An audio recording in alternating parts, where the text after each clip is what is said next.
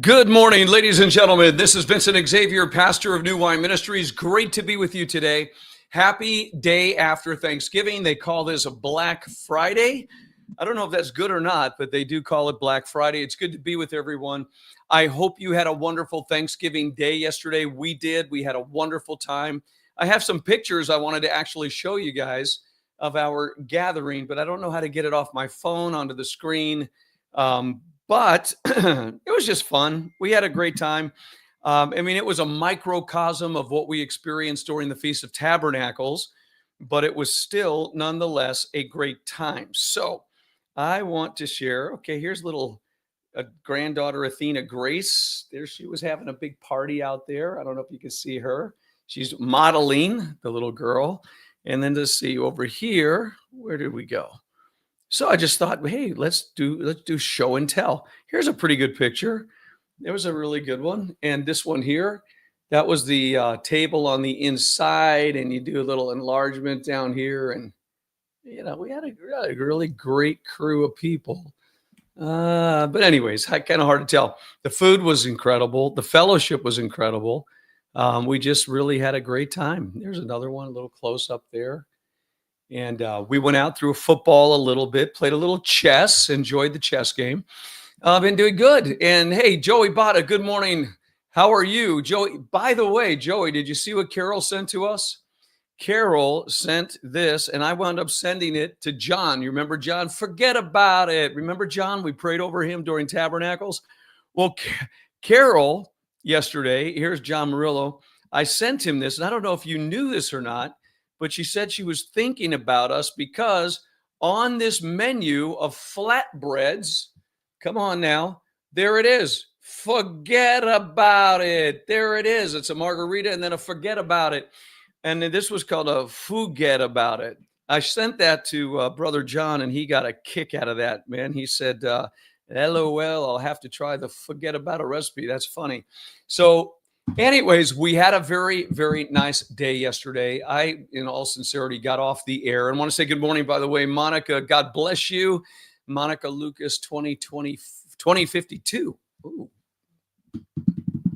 That's kind of an inversion from 2025. And Robert Taylor's with us, 8815. You guys got some new numbers out there. I love it. Robert, good morning to you, sir. And you're our two West Coast listeners early in the morning. But yesterday, I went on the air. I did a little Thanksgiving thing and having just a little bit of direction of where we were going to be going.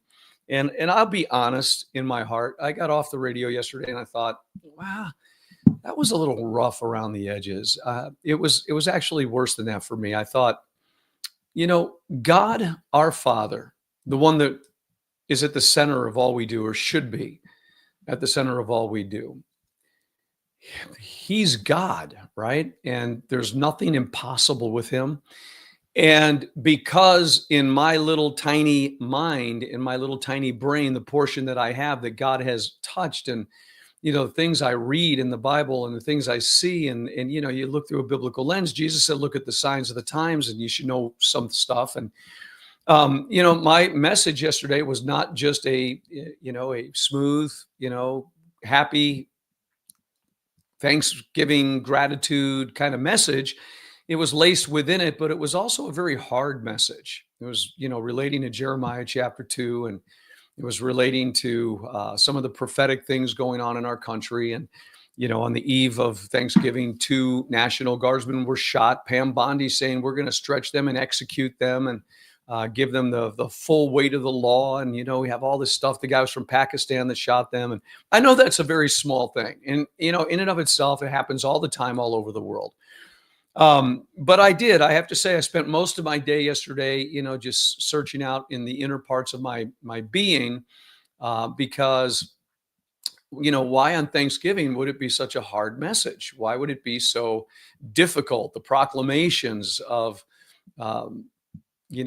things that are hard. It would be so easy to just turn it around, because we saw, Patricia and I, last night at the end of the day, we saw 2 movies. And one of them was called I Can Only Imagine. I don't know if you've ever seen it or not. It's about a group called Mercy Me.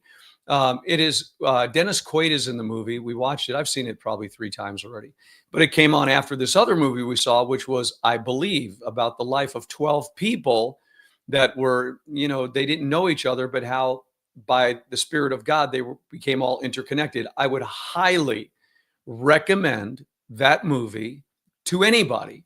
And what happened was, after we had our Thanksgiving Day, my daughter, my granddaughter, we went shooting at the target range. I got to play chess with some friends, and the things that we did, and it was just wonderful, fellowshipping, breaking bread. There was a good calm, just a nice meal for Thanksgiving. And yet, at beyond that, as it was all wrapping up, all day long, even during my meal, I thought, wow, why didn't you just speak on, happy things and beautiful things? Because, you love happy things. You love being happy. You love the prosperity of God in your own life and the blessing of the Lord and all of that. So, why go in the direction that you did? And I felt led by the Spirit to do it, and I did it. But it wasn't just like a happy thing for me, where you get out there and you talk what we did yesterday. And if you didn't hear the message, maybe you'll go back and listen. Maybe don't, whatever. But I knew that God was good. And then watching these 2 movies, I sat there for about, I guess, 2.5 hours, just bawling my eyes out, just because how good God is. And we have this, the movie was about people helping people. And I thought, in the environment that we're in right now, and we understand what's going on in the world, that we still can be activated to help other people. And I homeless people, one of the girls in the movie, she had been pregnant and some bad things died. I mean, it's just an incredible movie. I believe, or do you believe? You've got to watch the movie. It is incredible. Do you believe?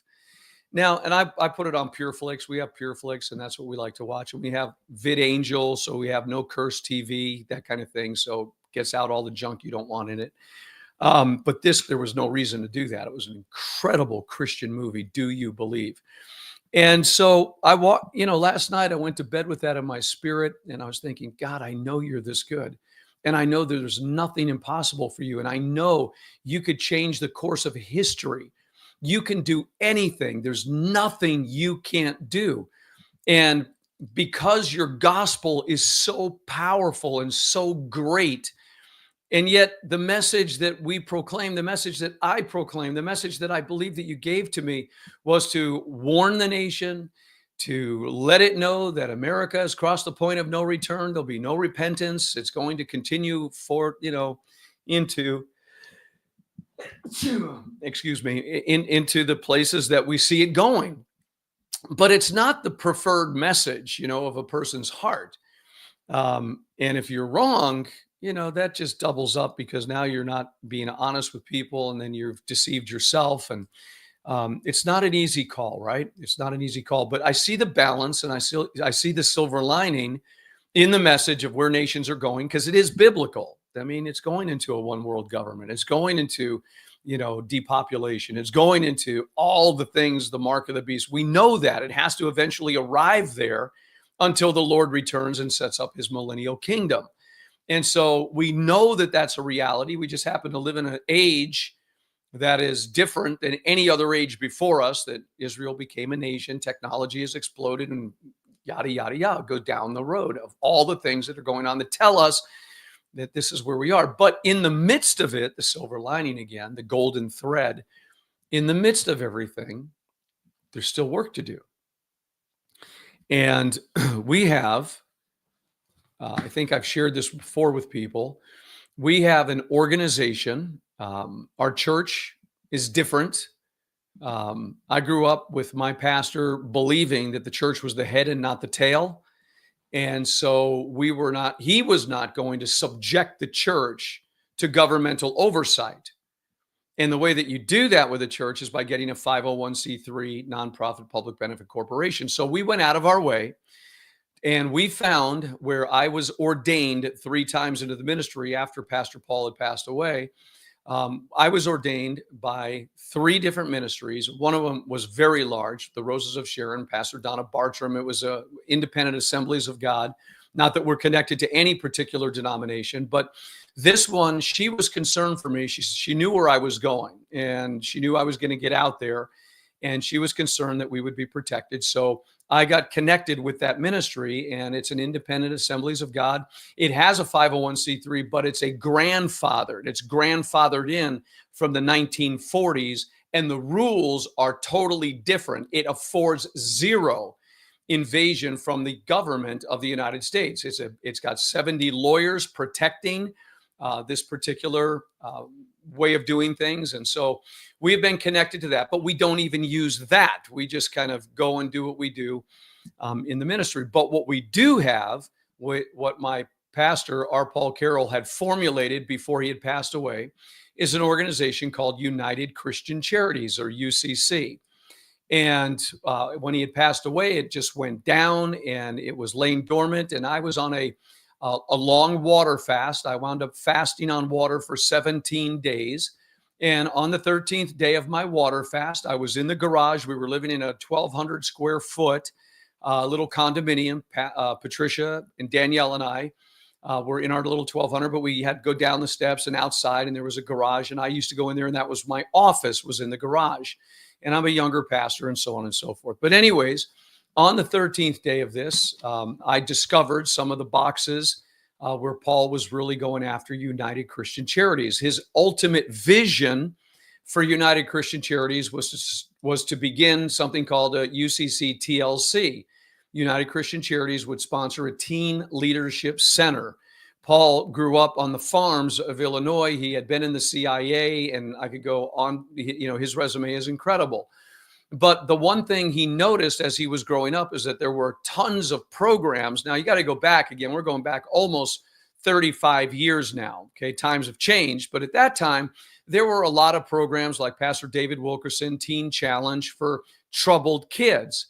But there weren't many Christian organizations for the Daniels, the Shadrachs, the Meshachs, the Abednegos. And Paul's desire was to formulate a teen leadership center where young men and women would come and do a 10-month program, and they would be taught trades and discipline, and they would be raised up. Now, Paul was this kind of a man to do this, raised up in leadership, where they would come forth, and then they would be released into their sphere of influence. So his vision was to raise up TLCs, teen leadership centers, across the world. And he was about to step down from his pastoral calling and go full blown into United Christian Charities. One of the things he did do, and I've mentioned this before, is that he leased out Jack Murphy Stadium in San Diego. And Jack Murphy Stadium is now, I think, Qualcomm Stadium. It's where the San Diego Chargers and the San Diego Padres used to play their baseball and football games. Well, Pastor Paul knew nothing about the Feast of Tabernacles, but he read about this event on the 7th month, and he was looking at the Gregorian calendar. So he went out of his way. He was an entrepreneur before he became a Christian, and definitely before a pastor. And he leased out that for 7 days.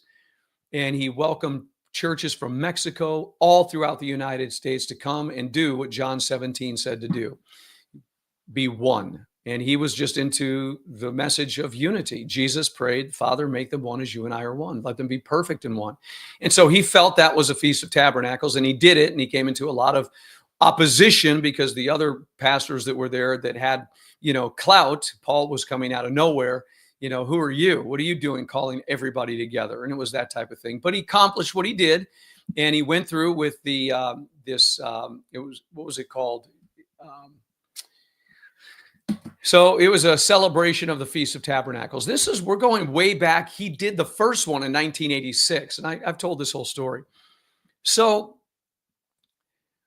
his desire was this. So on my 13th day, TLCs was for him, Teen Leadership Centers. And on the 13th day of this water fast, I got all this information and I began to write. And I felt it was very inspired. And I wrote out my vision for United Christian Charities. And I was writing out that it would be utilized for disaster relief, homeless people, widows, and orphans. And so I wrote this out, and because it was dead in the water, I presented it and I took it to the courts. And I don't remember everything you had to do, but it became alive again. So I had basically resurrected United Christian Charities. And then I worked with the fire department. I remember Jamie Zucker was one of the leads over in the fire department in San Diego. And we had these big conferences, fundraisers, where everybody would come to a beautiful dinner at a little 5-star resort.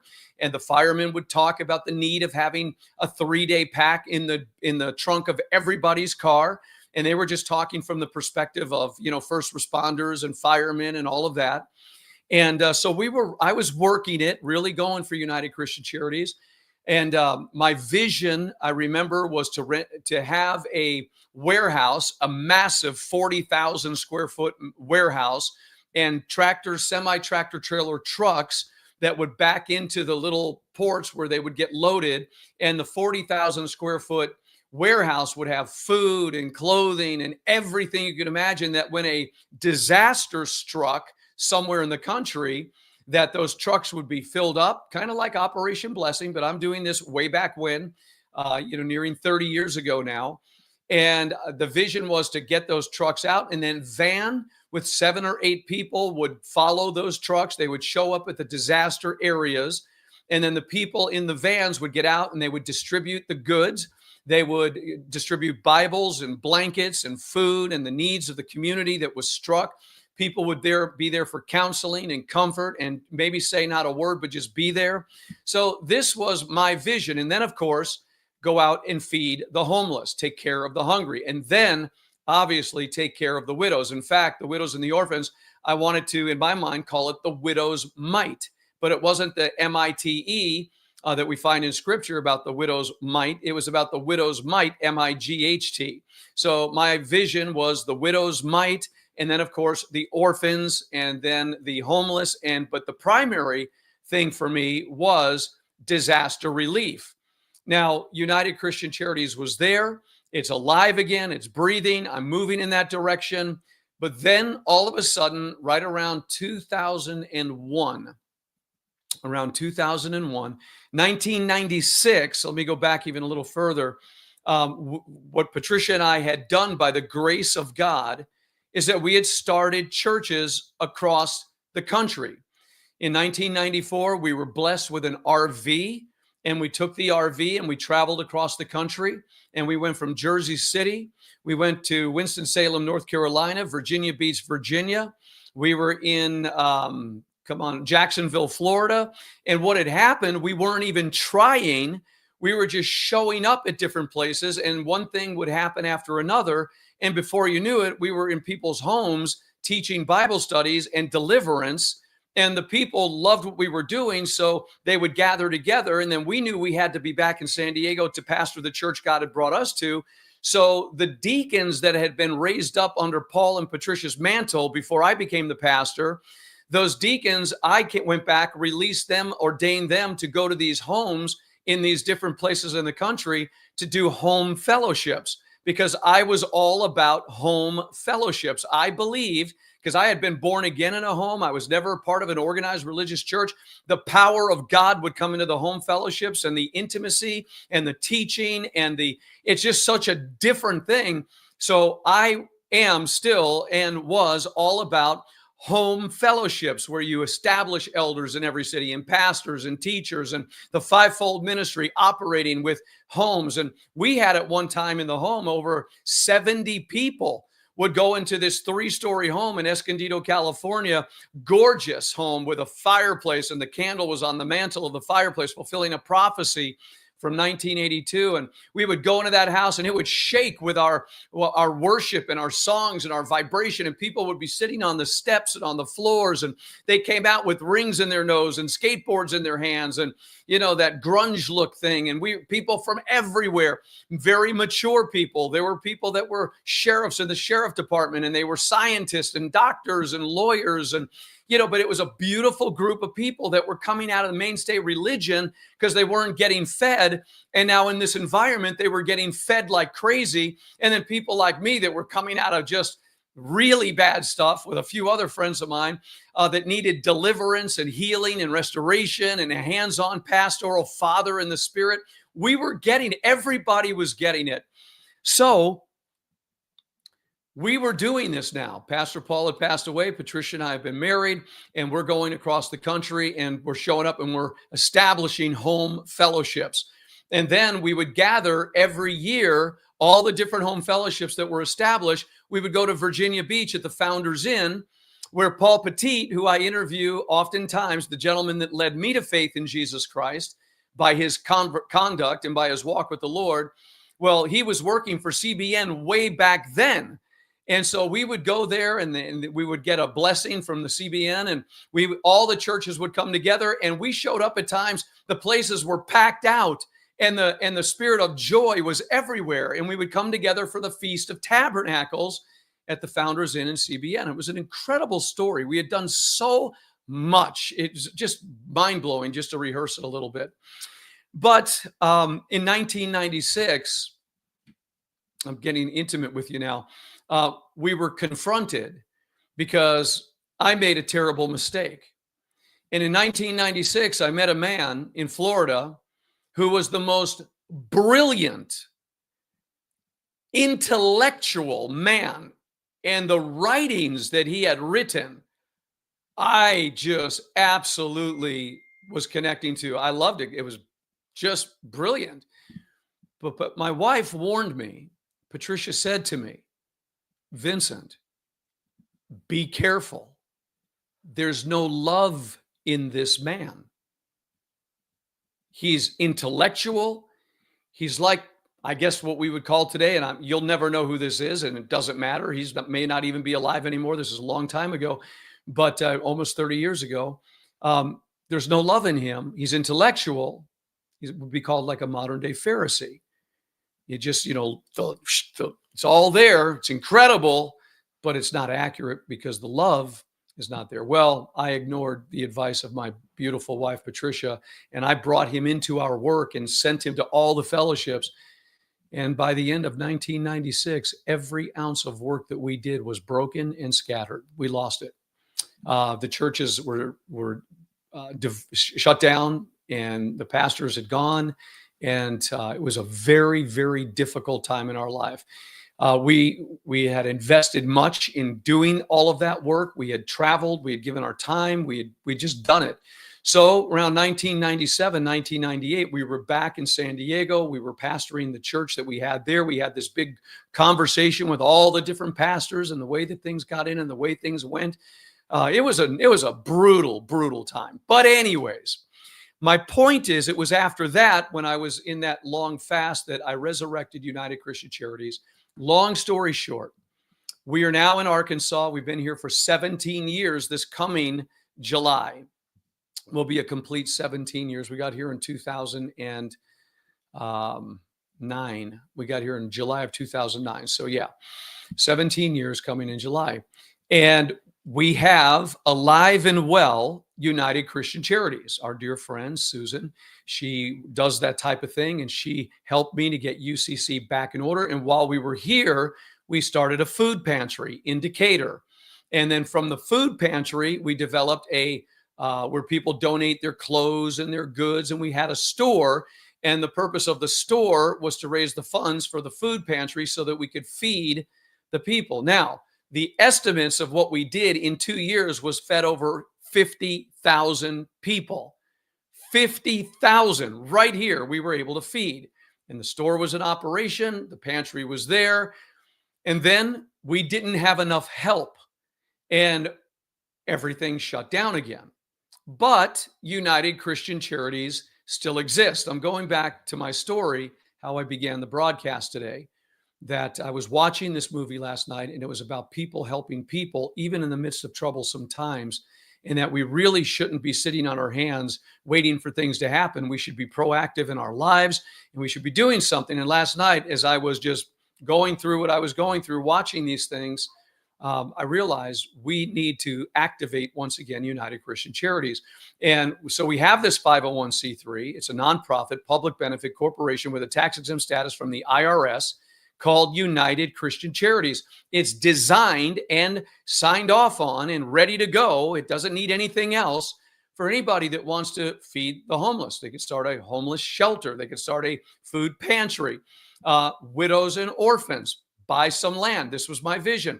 Buy some land, build some structures, get the widows and the orphans a place to go. We've had people that used to do that type of thing for pregnant women that had nowhere to go. So houses were built to take them in so they didn't have an abortion. They were taken care of. So there are good works that can still be done. Now, remember, he prepared us so that we would be zealous of good works. We're not saved by works. We know that, but we have been designed for good works. We should all, as Christian men and women, do good works, whatever they are. And so we have this organization, and right now it's my thirst is kind of going again. It's like, okay, disaster relief. Do you realize that if we would have done this, now where I missed it was around 2001, when we came out of all those things that happened in the 1990s and we survived the Holocaust, if you will. And I don't mean to say anything that would, offend anybody, but to us, it was a pretty massive time, not in comparison to the Holocaust, but it was brutal. And but we survived it. We got through it, and God continued to move, and here we are today. But it was at that time when I was wanting to go full board with United Christian Charities, because I really did foresee a time of disasters. I read Matthew 24 that there was going to be earthquakes and famines and pestilences and all these things. So I just knew we would be moving into a season of disasters, and we should be ahead of it. We should be disaster relief. But then in 2001, I was basically, and there was a lot that went on before this, I was taken away from a vision for United Christian Charities. And I met Bill and Marcia Burns up in Kremlin, Colorado. It's where I met Benjamin Baruch. He was up there as one of the speakers. I was up there as a speaker. And we kind of connected, and we both realized what time it was.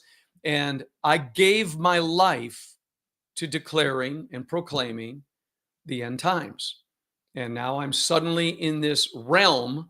And it was on September 3rd, 2001, when after a meeting in Kremlin, Colorado, that I went down to Denver with Michael and Paul. We met with our brother John, who worked on the multi-million-dollar flight simulators. And at 3:00 in the morning, it was my turn to fly. I got in my plane. I flew out of Jersey City. I went over Hoboken, over the Hudson River, into New York City, around Central Park. I banked my plane south. I saw the Twin Towers, and I, on purpose, flew my plane into the Twin Towers. I've told this story many times. Well, it was at that moment, 8 days later, I was on radio in La Jolla, California on K-Praise, and it happened. Planes were flown into the Twin Towers. And so, of course, that shook my world.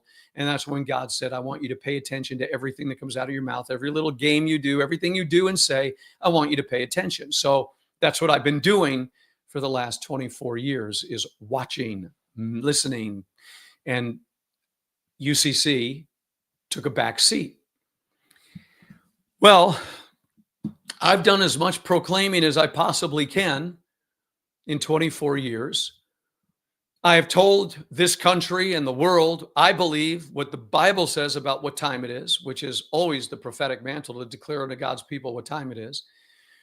We've brought all the pieces together, and time will tell, but we know it's a totally different country than we first began to prophesy and to watch.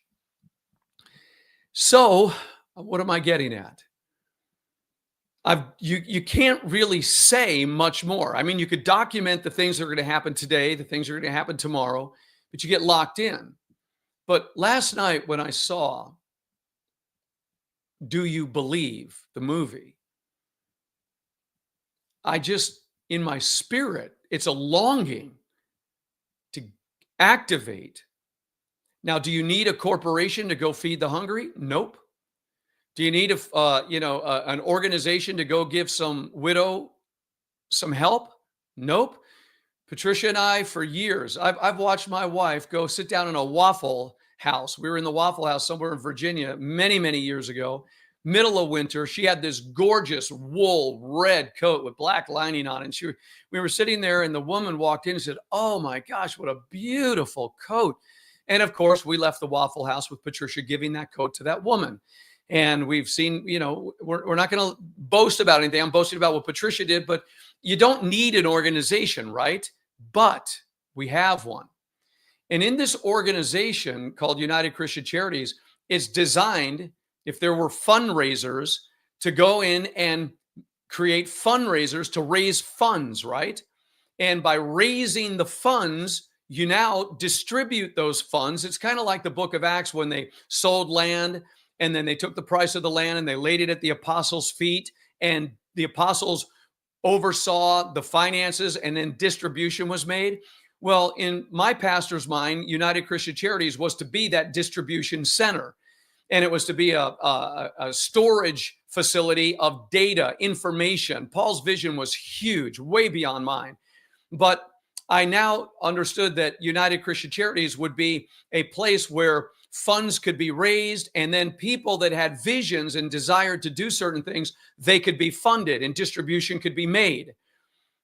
And none of it's really happened the way that it could. I was looking at a bank statement the other day for United Christian Charities, and I haven't looked at it for years, to be honest with you. The last time I saw it was like $600 was in this account because you had to keep it going. Well, I looked the other day, there was $3,000 in United Christian Charities. And I'm like, where did that come from? I have no idea. Even right now, I have no idea how $3,000 got into the United Christian Charities. And so I'm thinking last night, man, what could I do with that to do the things that need to be done? How do we feed somebody? How do we clothe somebody? How do we put a turkey dinner or a Christmas gift or something for people? How do we help? How do we raise funds? How do we fill it up? How do we start a disaster relief center? And what I have heard, and please don't take me wrong, I've done it myself at times, but so many things that I've wanted to do, I've held back because, well, there won't be enough time to do it. There won't be enough time. And with the way that I preach, with the urgency that God put in me to preach with urgency, yeah, it's like it's all happening yesterday. It's happening right now. It's going to happen tomorrow. And so the tendency is to, well, don't do anything. Just get everything. But I've always said, in fairness, work while there's light, because the darkness will come when no man will be able to work. And so I've never told people it's too late, but I know in the atmosphere, it's all around. And we get into these prophetic things. Okay, in the spring, in the winter, it's going to happen here and there. And man, we've been through that enough. And so here we are. We live in a world that is what it is. Is there time? Well, every time I think there is and I want to go there, something else happens. And it's like, okay, I can't invest into this time with United Christian Charities. I have to focus over here. But our ministry right now is in a very specific place. God has brought Patricia and I and New Wine Ministries and all that we do to a very particular place. And we trust God that where we are and the things that we have been through are all from Him. And we give God all the glory. It's all disciplinary. It's all training. It's all refinement. It's all been good testing to test the metal of our hearts, where we stand. What will we do in tough times? And we've been brought to this moment, and it's like, okay, Lord, what do you want us to do? I know my vision. I want to go buy 60 acres of land in a very specific place, and I want to get it ready for an end time ark. We've done it here. The prototype is here. That's my vision. I want to do that. But I also want to feed the hungry, take care of the homeless, take care of widows, take care of orphans. There are a lot of things I would like to do, but I'm one man and I'm a pastor, and we're sitting here right now, and I almost feel like we're on a launching pad. And it's kind of like the tree that God trims. He says, I'll trim the tree. I'll remove some of the branches. I'll do these things. I want to get you so I can release you, because we do have a desire to go anywhere the Lord wants us to go. I mean, we're wide open to do anything that God wants us to do. We're not stuck in a formula. We're not stuck in a box. We're just like in waiting. And while we've been waiting, we've been undergoing a tremendous amount of, like everybody else in this world, of just going through life on a day-to-day basis. And here we are. And I feel like we're about to be launched. And I don't know where the launching is.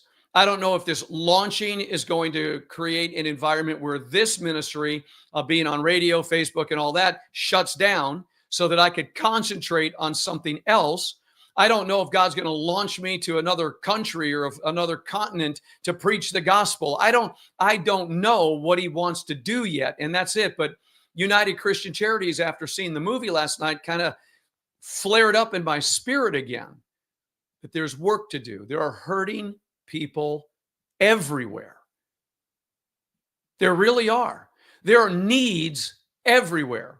And with the wealth that is flying around this country and around the world right now, with all the vision and all the desire that we have to serve the Lord, to take care of his people and to build and do all the things we want to do, it's interesting to me that we cannot or have not been able to do some things because that flow of financial prosperity hasn't flown to the degree that we would like it to accomplish a lot of different things. Now, everything that God has ever put in our heart to do, he has provided for, and he's done a magnificent job.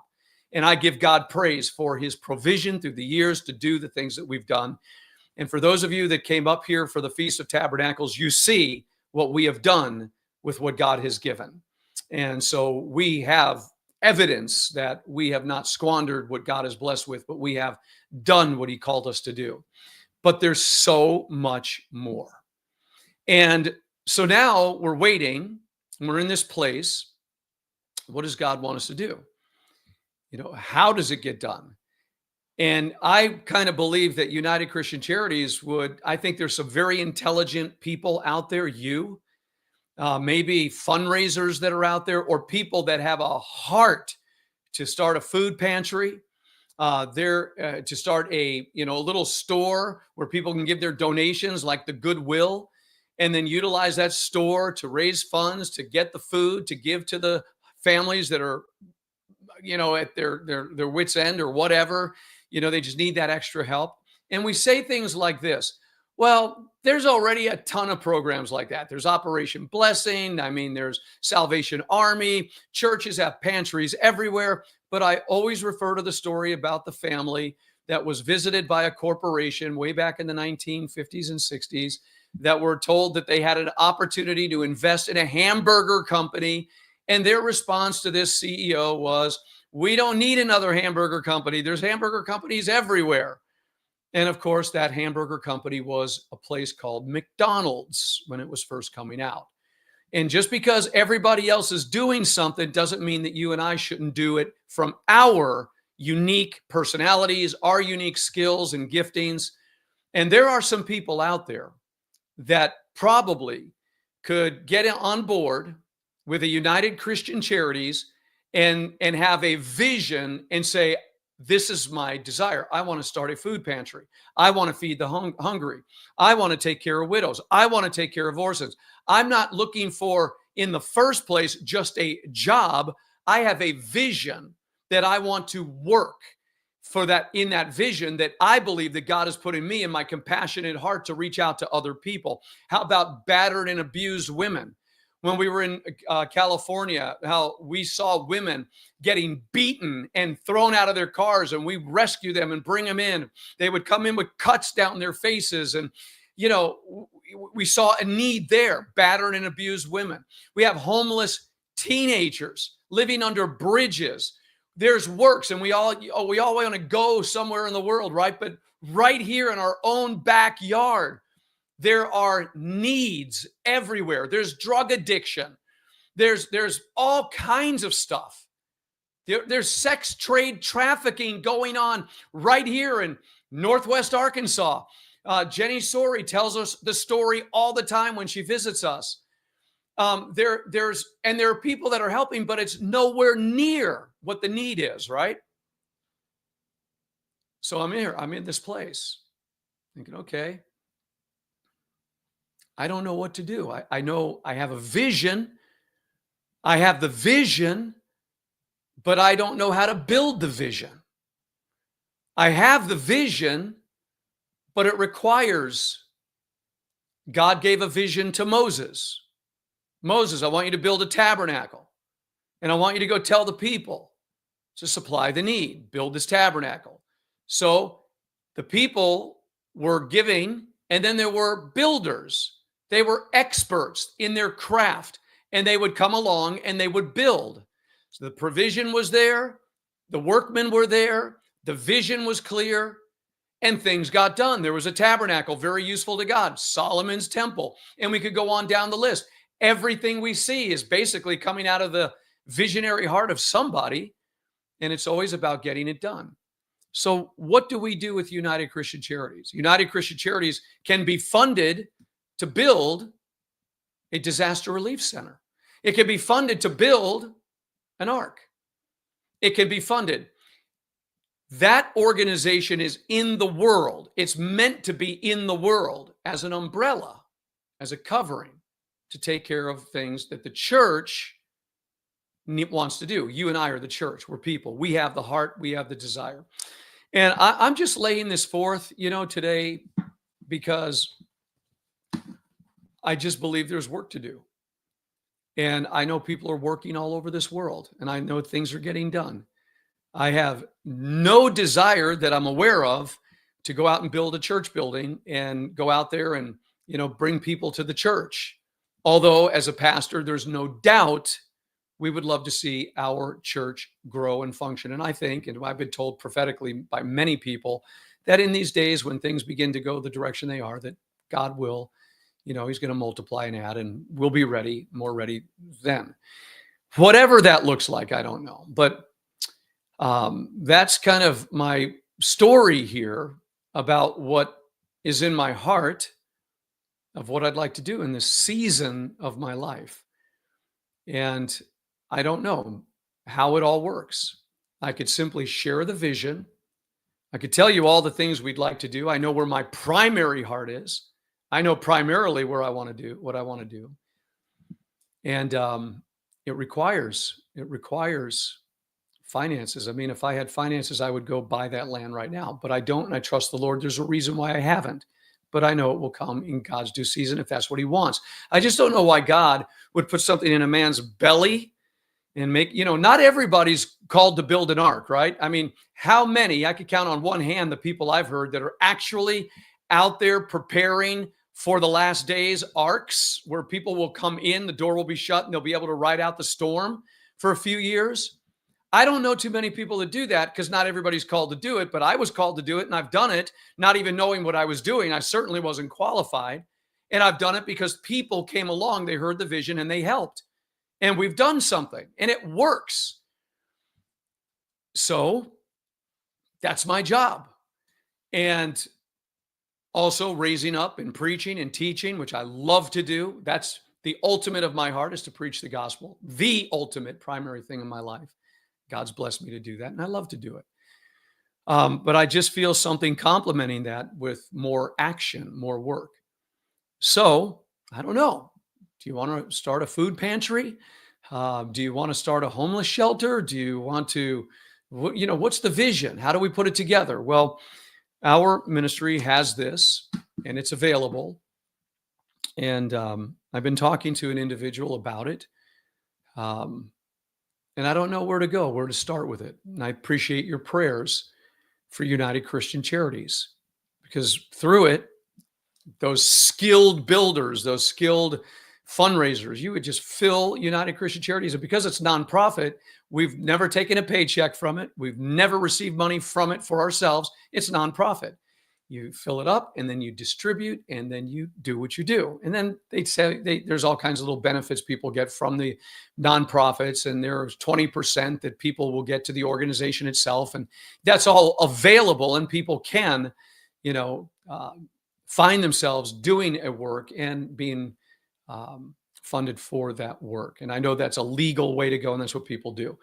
Me, just fill it up and let's distribute it out and let's get things done.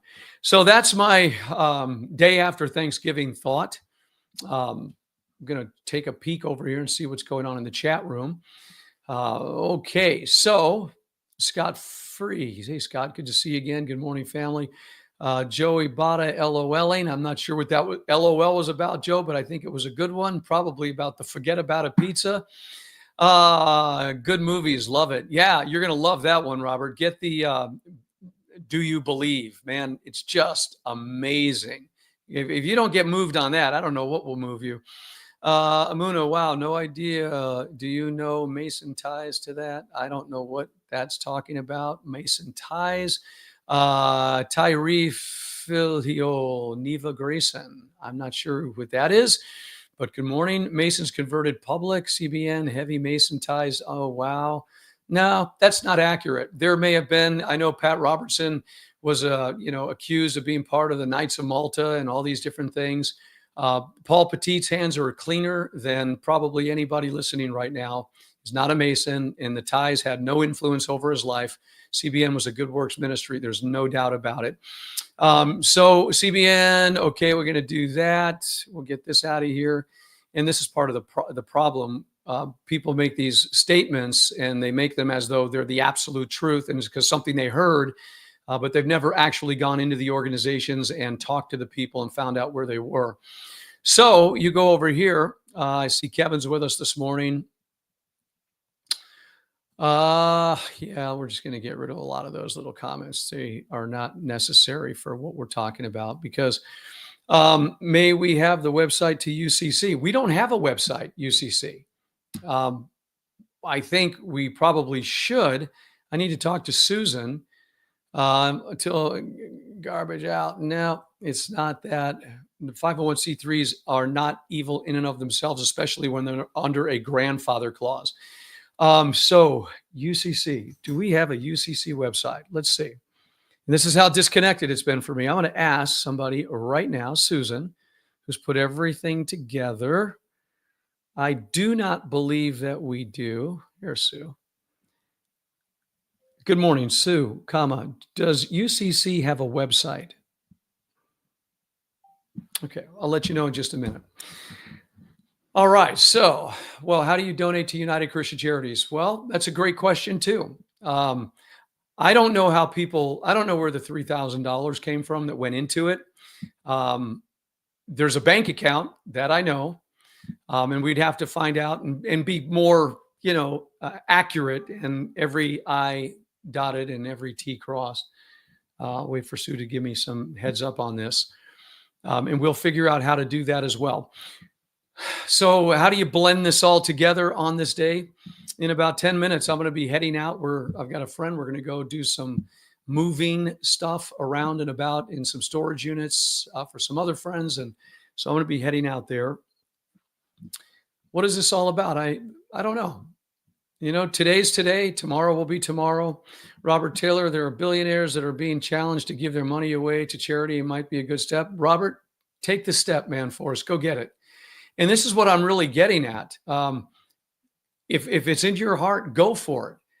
You want to be a fundraiser and you want to go talk to those billionaires. Robert said the billionaires that are being challenged to give their money away.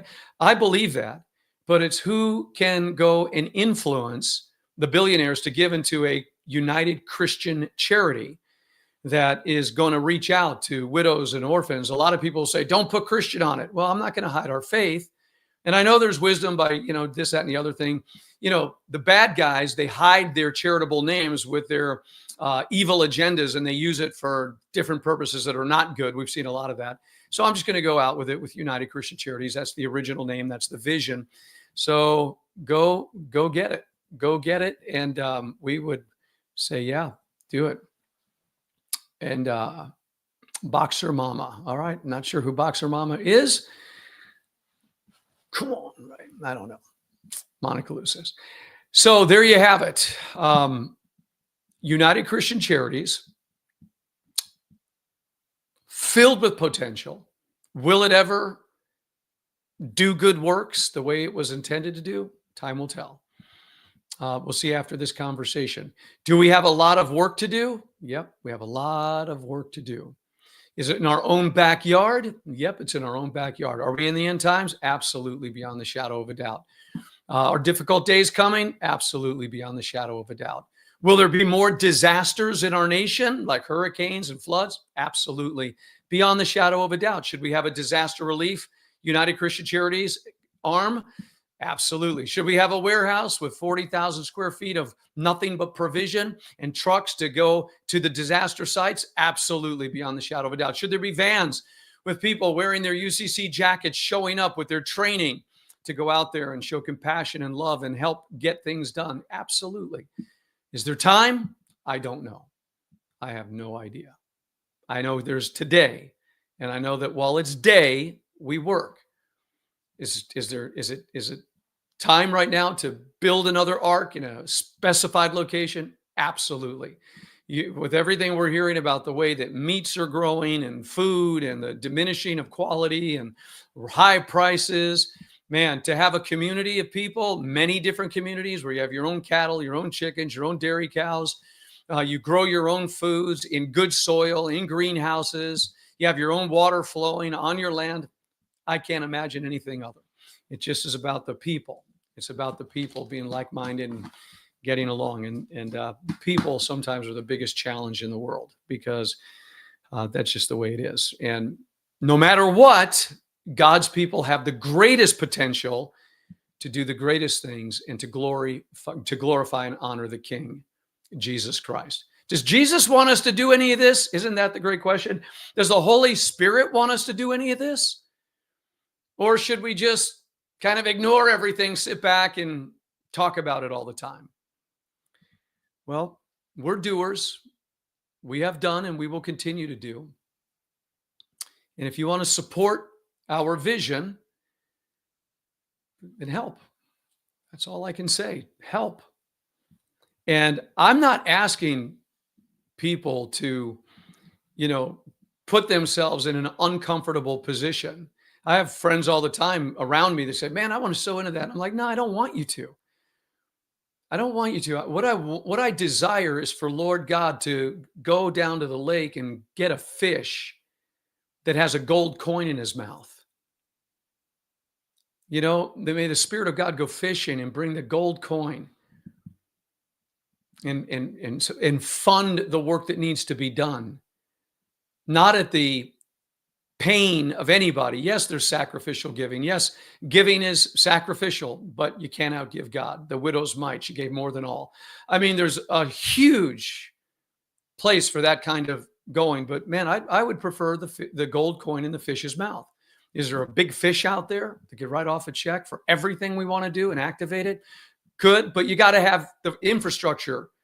See, with the land, it's there. It's ready. It's got power and it's ready to be built. So you got to buy the land. First thing, buy the land before somebody else does, right? So that's always the key.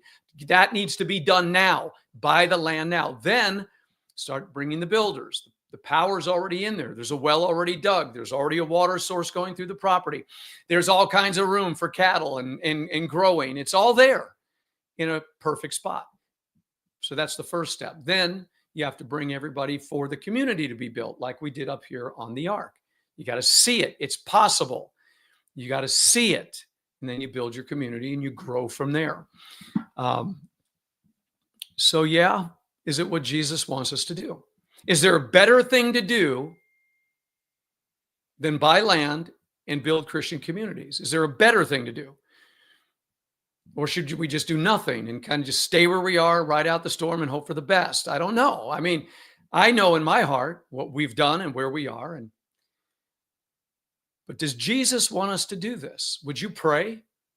Would you pray for us that in our waiting, we're like on a launching pad? It's like we can't go in 7 different directions. What is the direction of this ministry? We're still here. We're still valid. The anointing has remained. The gospel is preached. The people are for real. The message is genuine. The challenges are all for refinement.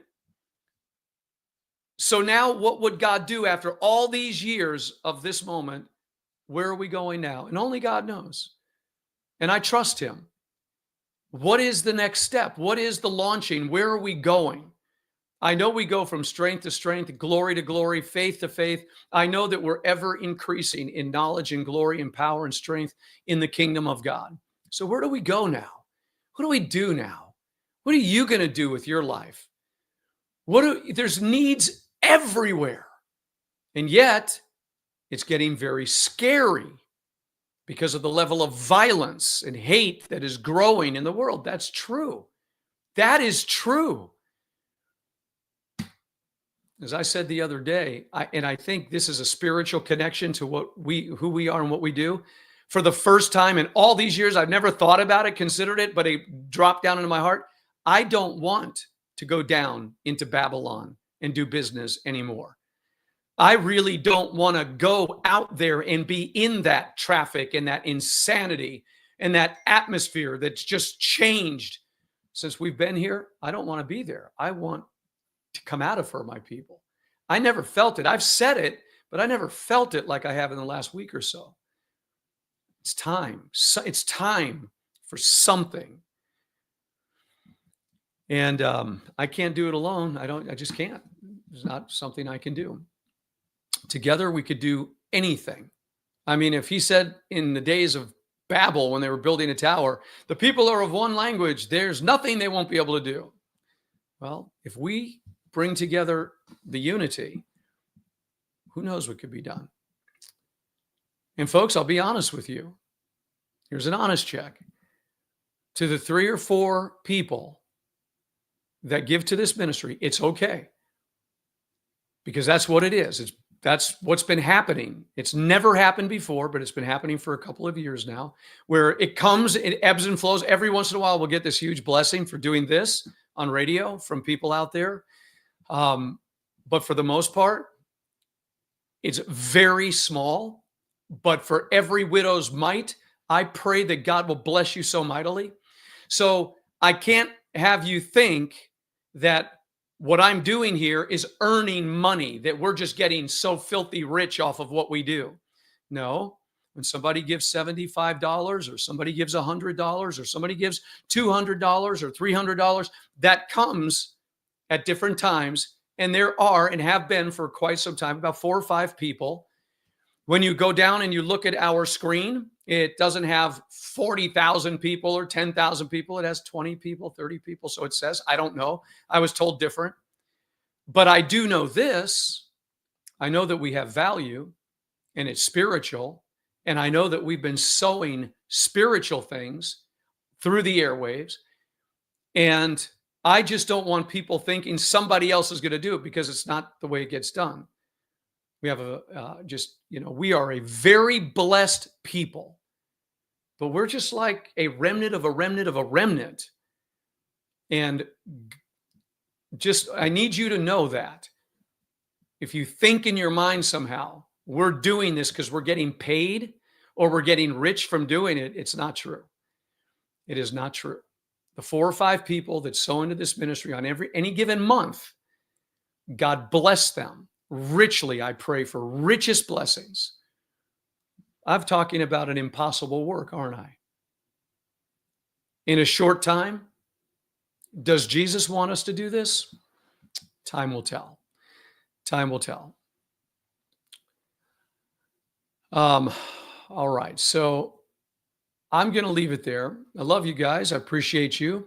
And whatever the launching is going to be into whatever direction, I am thankful for today. And I pray that you're thankful today. And I hope you have a great day and a great weekend, and that God blesses you richly and God blesses you mightily. Just allow your spirit to embrace the abundant life that God has prepared for you. I have come that you might have life and have it more abundantly. He's talking about an internal quality of life. I honestly am saying to the people out there right now, no pressure. Just making sure the truth is known. That's it. Know the truth. And again, God bless you for what you do when you do it. And when those big seasons come, I grant that is also from the Lord. And that's the way it is. And I know that people have thought in their minds about certain things, and they thought this, they thought that. And I just think sometimes the devil is really at war with people that are really wanting to do something for the body of Christ. And, but I know that God's ready to do something great. I know he is. It's going to be great. And I hope you get the benefits of the work that we will be doing as you follow through in this ministry and do what you want. Now, again, I'm going to leave it with, if you desire to do something, and if we can help somehow for United Christian Charities, let us know. I'll get more information over the weekend. Let me see if Sue ever did write me back here. She's working, so probably not. No, she did not respond yet, so she's at work. Well, we'll see you then Sunday morning, 10 a.m. God bless everybody. Have a great day. We love you. Shalom. Take care.